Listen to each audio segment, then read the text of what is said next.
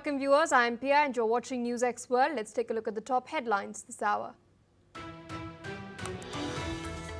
Israel and Hamas have agreed on the first phase of a peace plan, including a pause in fighting, the release of 20 hostages and nearly 2,000 Palestinian prisoners, raising hopes for an end to the two-year conflict.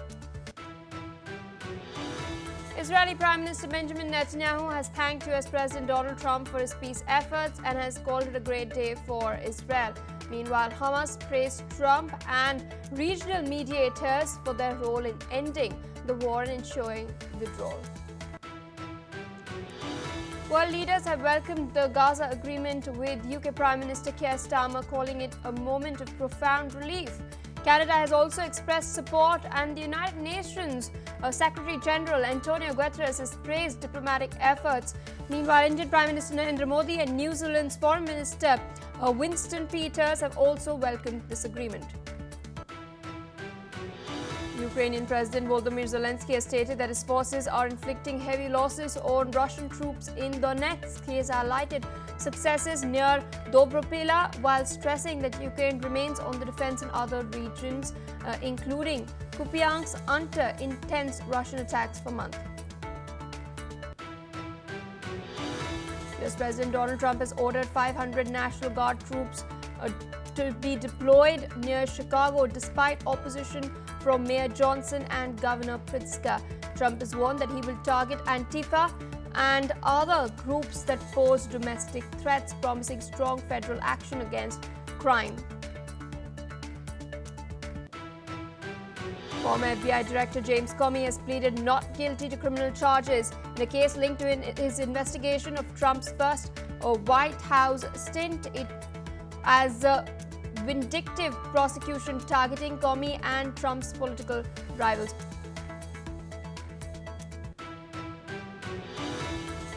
Elysée Paris confirms that French President Emmanuel Macron will appoint a new Prime Minister within 2 days. Outgoing Premier Sébastien Lecornu has stated that talks with parties have diminished election speculation. A senior UN official has stated that the UN will cut its peacekeeping force by 25%, forcing thousands of troops to evacuate global hotspots. US funding cuts under President Trump's America First policy has prompted this reduction. All right, viewers, those are the headlines in our top focus. US President Donald Trump has announced that Israel and Hamas have agreed to implement the first phase of the Gaza peace plan. President Trump has stated that it's a great day for the Arab Muslim world and Israel, along with other surrounding nations. He's also appreciated the role played by Qatar, Egypt and Turkey, who worked as mediators.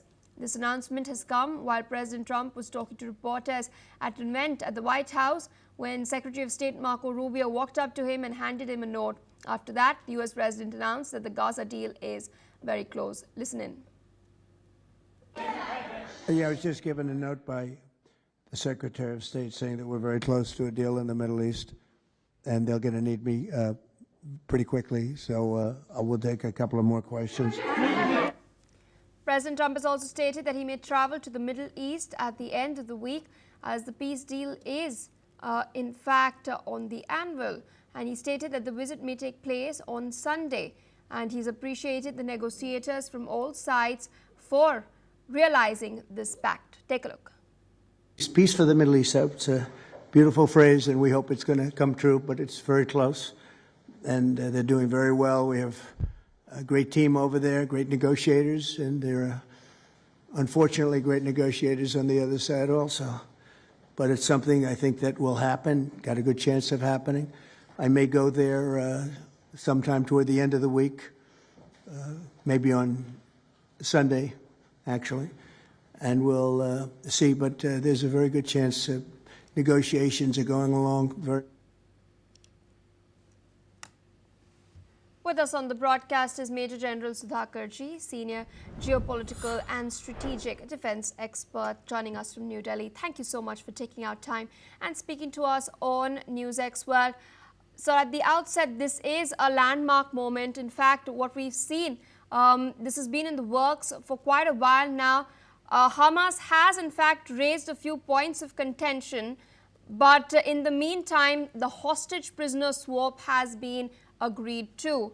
This is the first step of Trump's 20-point plan. Is this then a breakthrough that could lead to lasting peace? Yeah, good morning. Thank you for getting me to your morning show.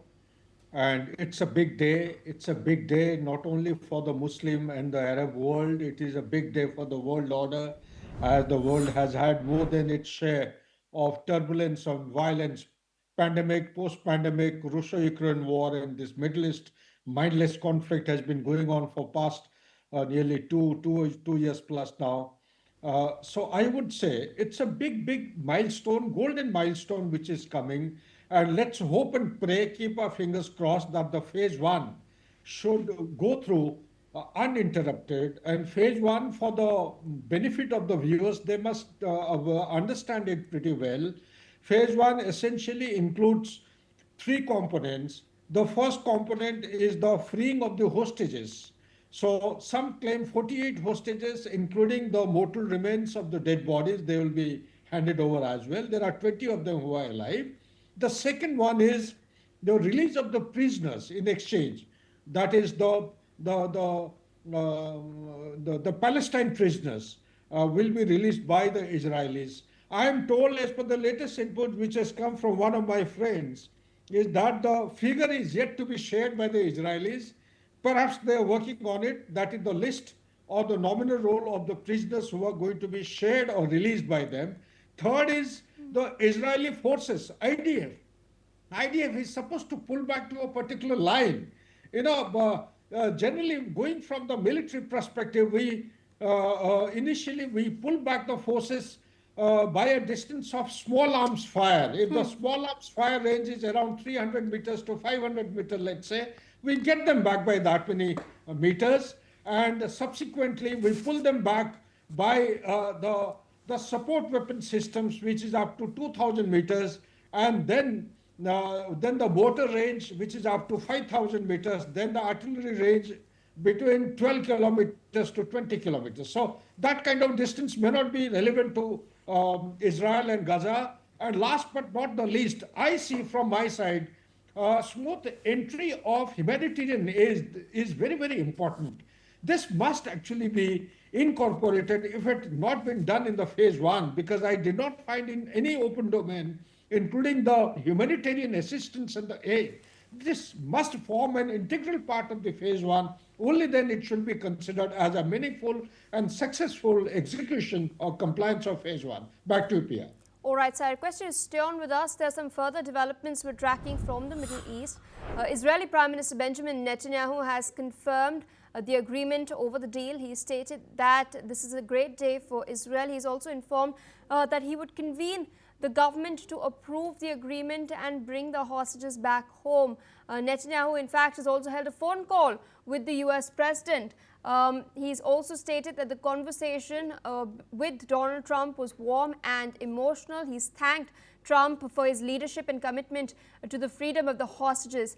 Netanyahu has also invited US president to address the Knesset in Israel. And Trump has, in the meantime, stated that he's likely to go to the Middle East sometime later this week around a Sunday. Still with us on the broadcast is Major General Sudhakarji. As you pointed out, yes, it is a very important moment, but there is more to be done. The humanitarian corridor is important to be set up because there is a famine, as the United Nations has been pointing out time and time again.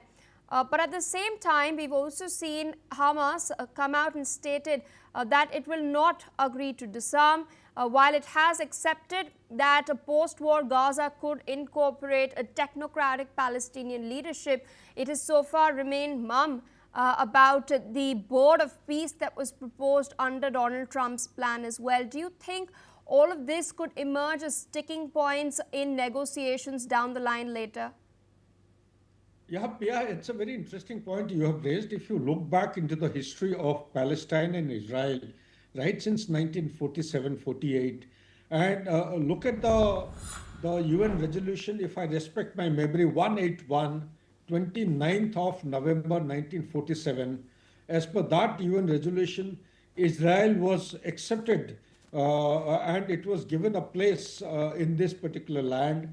And also it was accepted that there would be the Arabs also would be allowed to stay. So two-nation theory right from day one is there. It is inclusive in the Resolution 181.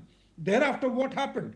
You look at 1948, the UN mediator was murdered, who had come on behalf of the Palestinians.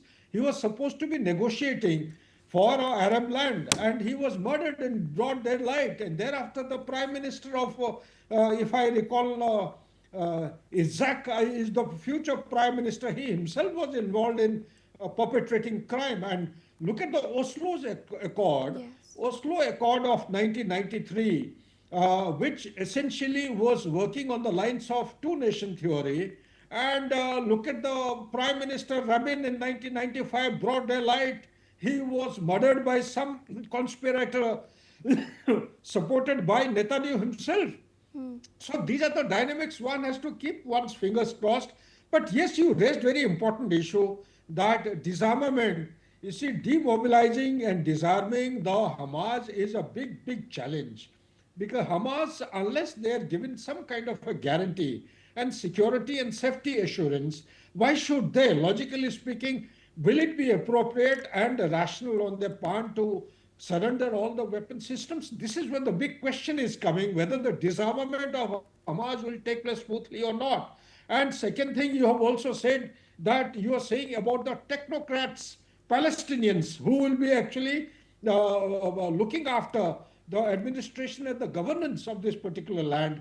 That also is a big, big, question mark whether it will go ahead in the same manner. But that is later. Let's go through the phase one first. And after the phase one is over, I am sure Donald Trump, with his passion and commitment, he will push the agenda ahead, push people. I think I'm more than convinced that he is definitely wanting some kind of a peace and normalcy back to Gaza and bring this mindless conflict to some kind of a ceasefire at the earliest, and so that we start looking at the peace and harmony restoring back to the status quo ante prior to 7th of October 2023. Back to you, Pia. Absolutely, sir. Requesting you to stay on with us, I'd like to touch upon something that you have, in fact, explained to our viewers. What exactly does phase one include? Now, phase one of the Gaza peace plan that has been agreed upon includes the release of all Israeli hostages and the withdrawal of Israeli troops to an agreed upon line. Earlier, US President Donald Trump had unveiled the 20-point peace plan that ranged from the disarmament of Hamas to the withdrawal of Israeli forces from Gaza. However, there have been certain negotiations regarding few aspects of the deal. The agreement of the first phase opens the door for a ceasefire. Still with us on the broadcast is Major General Sudhakarji.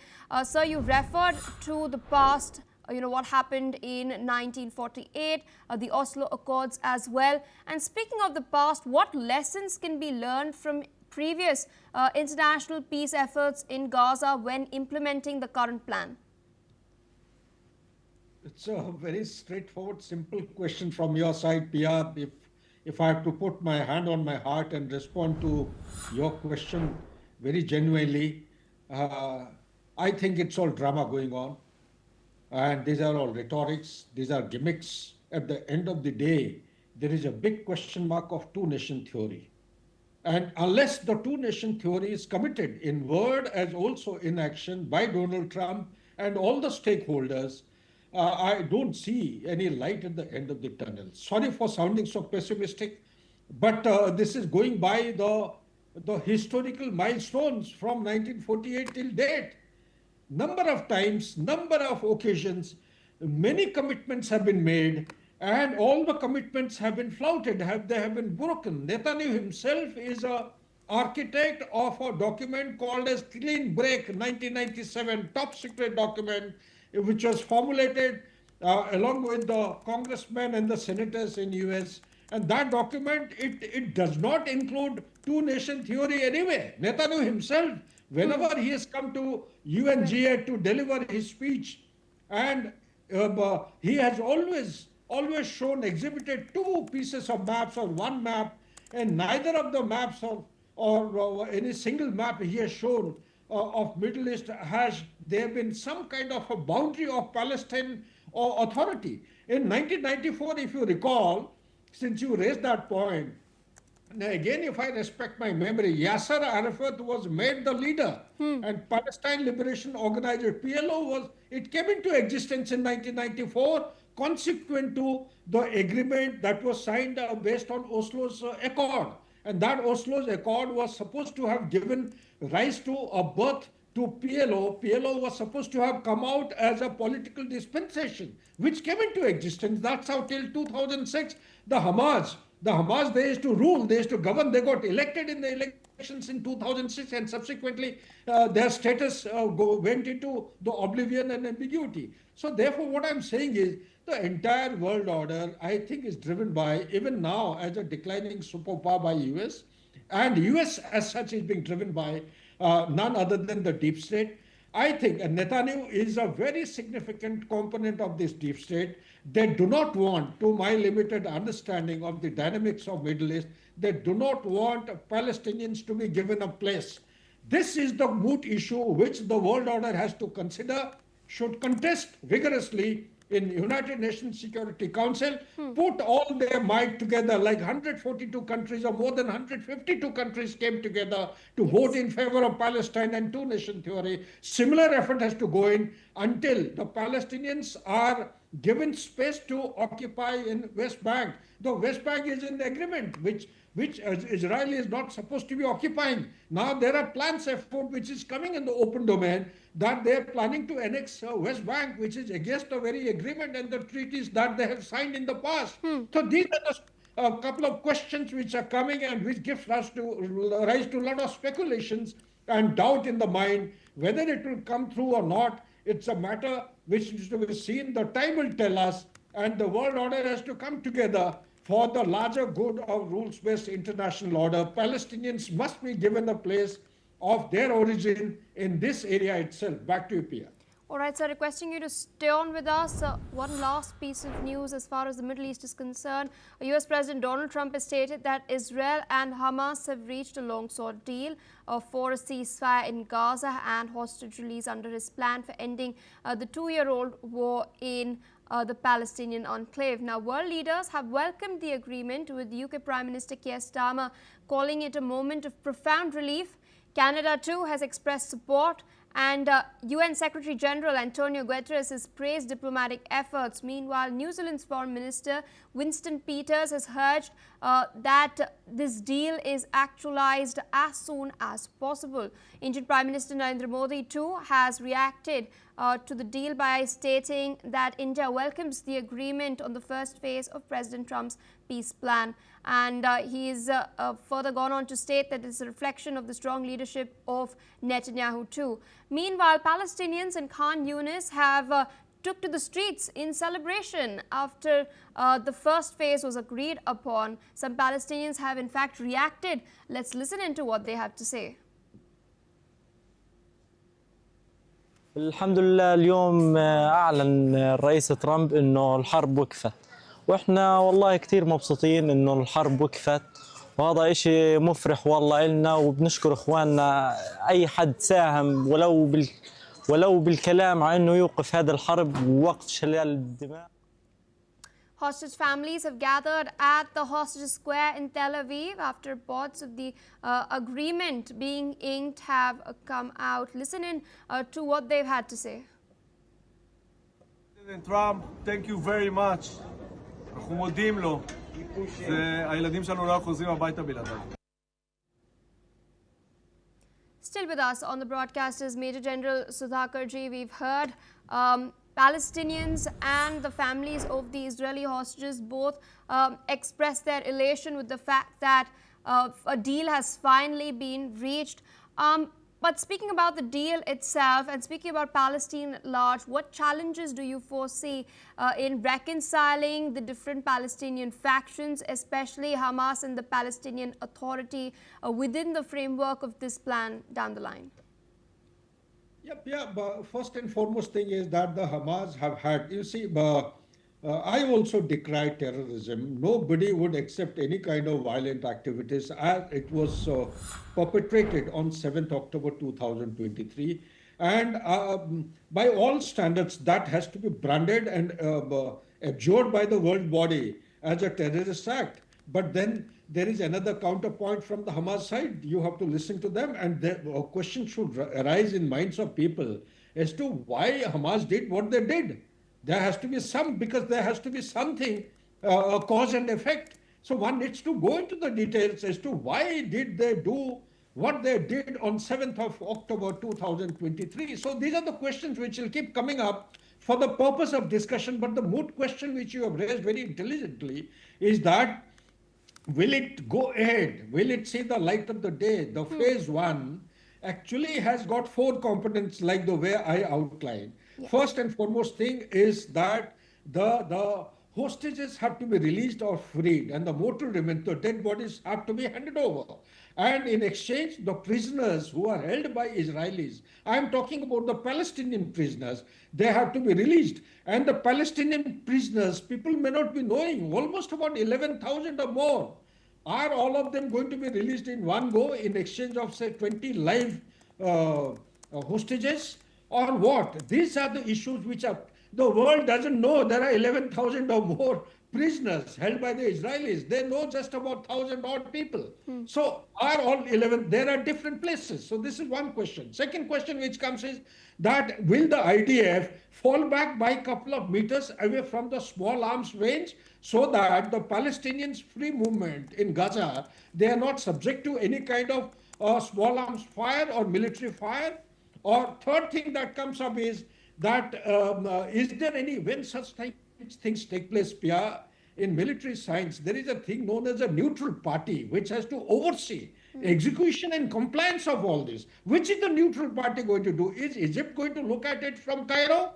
Or are people sitting at Qatar, they have been bombed in the recent past, are they going to have any dictate or say on this? Who is the neutral party? You see, there is a requirement of a neutral agency to oversee compliance of all these phases, which has not been factored into. Third and most important point is that after the Israelis, they pull back, the fourth point, will some kind of a humanitarian aid be allowed to pass through? There are people who are dying of hunger. There is no water. The human being requires anything between 18 to 20 liters minimum. At a field scale, restricted scale, they are being given just about less than 6 liters per day. That also is highly not available. There are children who are dying because of diarrhea. There are so many epidemics which are spreading. So these are the issues which are coming to my mind. And I would say that some kind of a neutral force must be positioned there, and they should oversee compliance of all these in a time-bound manner, because at any moment, one small trigger, be it from the Hamas side or from Israeli side, those who are sporting weapon systems in their hand, they are at liberty to fire at each other. And one doesn't know that Hamas, despite the destruction they have been subjected to, they are still left with a substantial length of the tunnels, the armaments, the logistic bases, the command, control, communication. Yes. So therefore, in summary, I would say it is too premature for any of the parties to celebrate. In fact, the global leaders would do well to remain cautious and hold fire as far as the expectations are concerned. And strategic patience is the order of the day. We need to continue to put pressure on Israel, because Israel is the country at the moment, despite what I have said, that they have suffered to the agony of terrorism, yet Israel has to exercise restraint, because same Israel had expected, had given a route from place A to place B to pass through the route C. And the route C was bombed when the people started moving. This is much beyond the Holocaust that we can ever visualize. When people have been told to move on a particular route and you have allowed them to start walking and start moving, you don't go and bomb them. You don't kill them like this. This is worse than that anyone can expect anything in 21st century, where the order of the day should be a liberal-based, rules-based international democratic form of governance. Back to you, please. Absolutely. With that, I would like to thank you, Major General Sudhakarji, for taking out time sharing your analysis with us on NewsX World. With that, viewers, we're shifting our focus towards what's happening in the United States of America. US President Donald Trump has held a roundtable meeting on the Antifa movement, where he's built a case for the National Guard deployment to Chicago and Portland. Now, the meeting was attended by Department of Homeland Security's Secretary Kristi Noem, Attorney General Pam Bondi, and FBI Director Kash Patel. There were other senior administration officials present too. Now, Trump has stated that federal law enforcement will be very threatening as it goes after Antifa, which he recently designated as a terrorist organization. Listen in to what Trump has said. The epidemic of left-wing violence and Antifa-inspired terror has been escalating for nearly a decade. At universities, Antifa has organized riotous mobs to attack campus speakers. I see it all the time. And these are agitators, anarchists, and they're paid. And you'll find that out. You'll be finding it out very soon. You should see what we have on these people. These are bad people. These are people that want to destroy our country. We're not going to let it happen.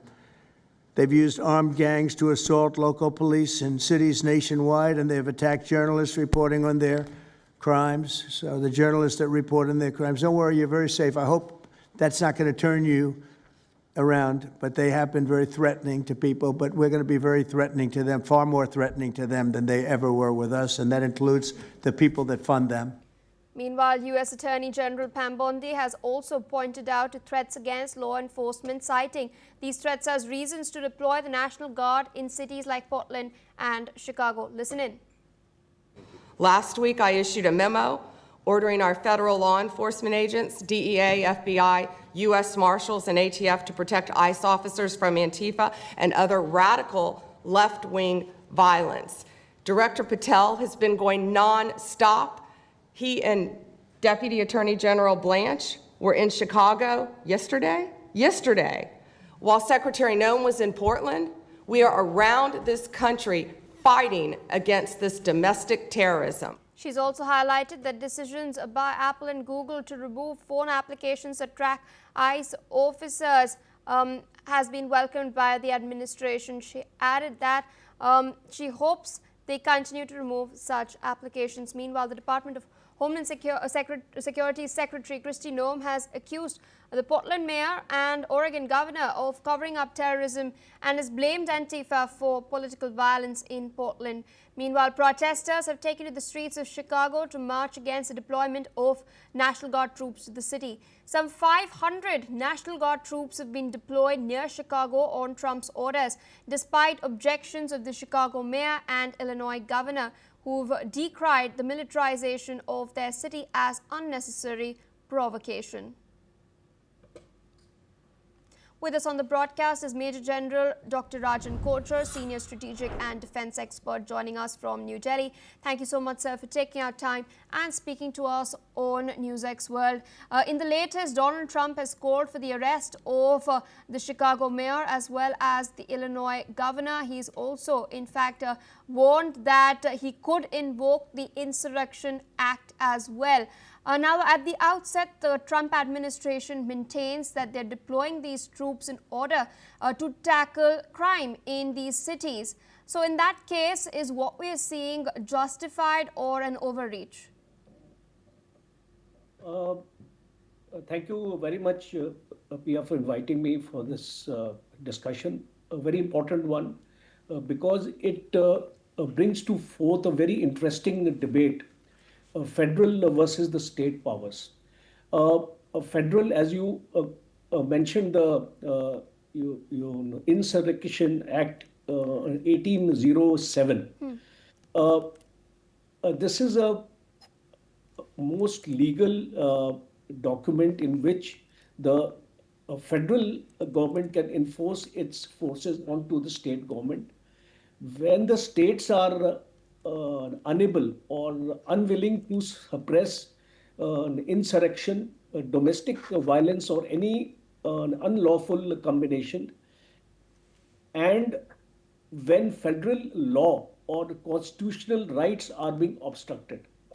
Now, what I can see is this is a double-edged weapon as far as the federal powers are concerned, because if I take you back a couple of months back, after Donald Trump returned to the presidency, United States has witnessed widespread protests, especially in urban areas such as California, Chicago, Portland, and Oregon now. And basically, these protests have been targeted as opposition to his policies on immigration, abortion, and policing.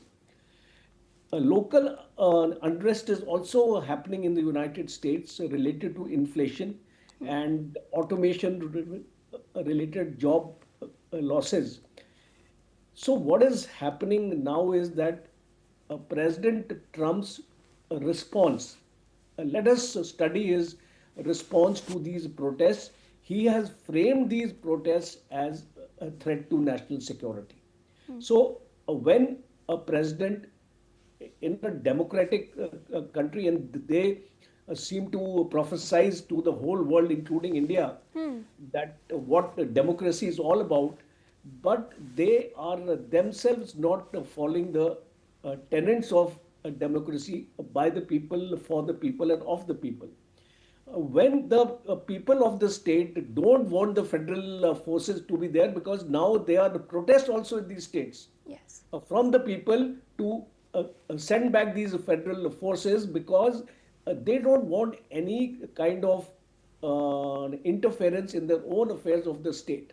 And especially when the governors are competent enough, because the Attorney General Bondi has also made a statement that the state law enforcement agencies are competent enough to deal with these demonstrations, and the federal forces are not actually required. So I think this is an abuse, I would say, of the executory statutory powers the President of the United States has in terms of the Insurrection Act of 1807. And this Department of Homeland Security is the one, it's a federal protective service, and it gets into the act. And also the FBI is also involved into this thing. So this is becoming a state versus the federal. And one more important observation, Pia, I would like to actually give here is that Trump is only targeting the states where the governors are from the Democrats. Yes.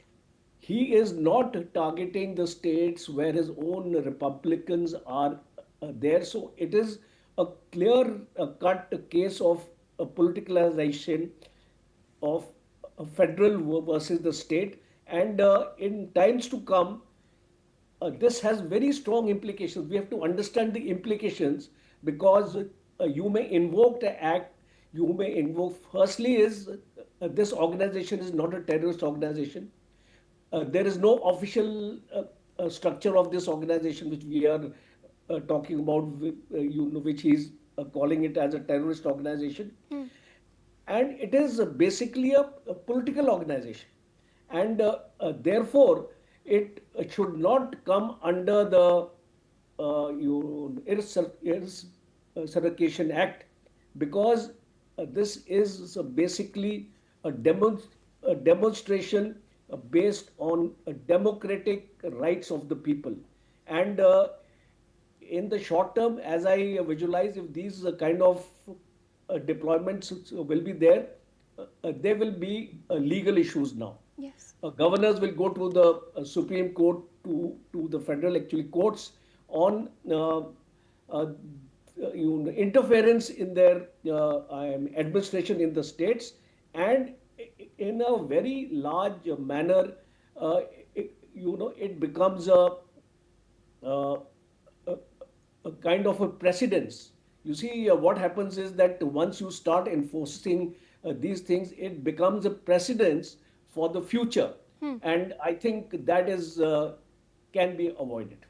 I was just about to ask you what kind of precedent does it set, because, as you mentioned, there are Democratic senators who've come out and in fact slammed Trump for targeting democratic ruled states such as Illinois, California as well. We've seen what J.B. Pritzker and Gavin Newsom have had to say. But that's not all. In fact, some Republican senators such as Lisa Murkowski of Alaska, they say that Trump is using the military for policing. What are the implications then down the line? Several GOP senators have in fact expressed their fears that maybe one day a Democratic president might do this against Republican ruled states. A very, very pertinent point, I would say, and a very, very relevant aspect, to this discussion, because what are we looking at? Do we want to delegitimize dissent? Do we want to expand our surveillance and prosecutional tools under counter-terrorism frameworks? Do we want to shift the narrative from economic or social grievances to security threats? These are the three major questions which I think President Trump needs to answer. And as you rightly said, the use of military has to be very, very limited in policing. And that is why military and police have been kept as two separate organizations. I will give you an example of India to understand, to make the viewers understand it even much better. We also have the center and the state relations. The law and order basically is a state subject. It is to be handled by the state and not by the center. The center can only intervene in case the state is unable to carry out, or there is an anti-national movement of the state government which the state government is trying to enforce in its own jurisdiction. And that has to be sufficiently evident. It just can't be that you all of a sudden you decide that this is an anti-national movement. It has to have a definite evidence available to you. You must have proof available to you to enforce a governor's rule in a state. For example, I'll say in India, we have the president's rule being enforced by the president of India in a particular state, where the state government is unable to control the law and order situation or to deal with national security. So on the similar lines, the United States also functions.